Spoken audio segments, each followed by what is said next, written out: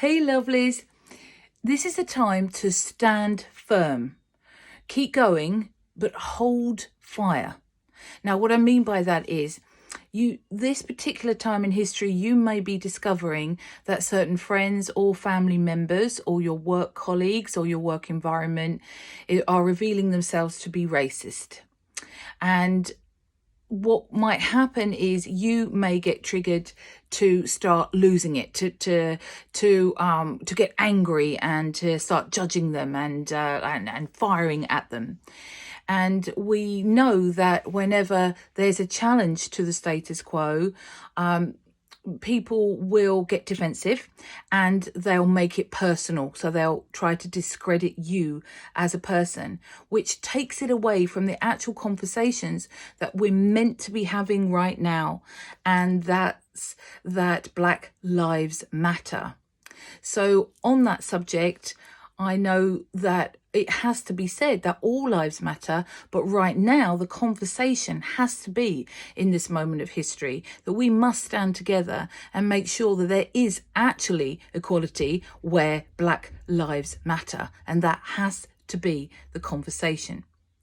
But back to remaining badass, remaining mindful, remaining in your center, please, because when you challenge racist people, when you challenge ingrained racism and systemic racism, what you will find is they will get personal about you because they realize that they don't have a leg to stand on anymore and their days are dying.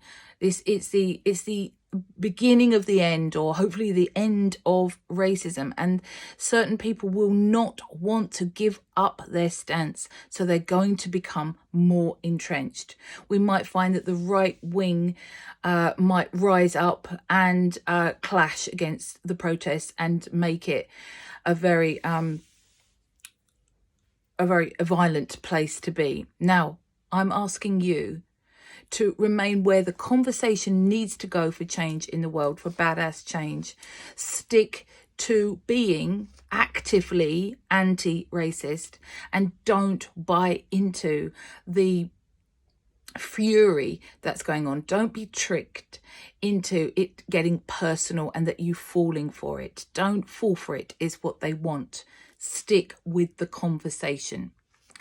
I'm finding that even on a friend's, it's very sad, but even on a dear friend's Facebook that I challenged for being a racist post and asked for them to clarify their point, other people joined in as a complete attack actually on me as a person and being British.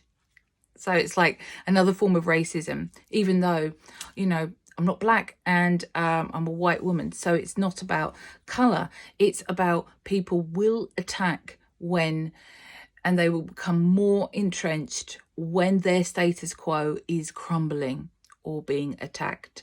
And I'm asking you, sweethearts, to stay mindful, stay badass, stay strong, and stay with the conversation that's needed to be said right now.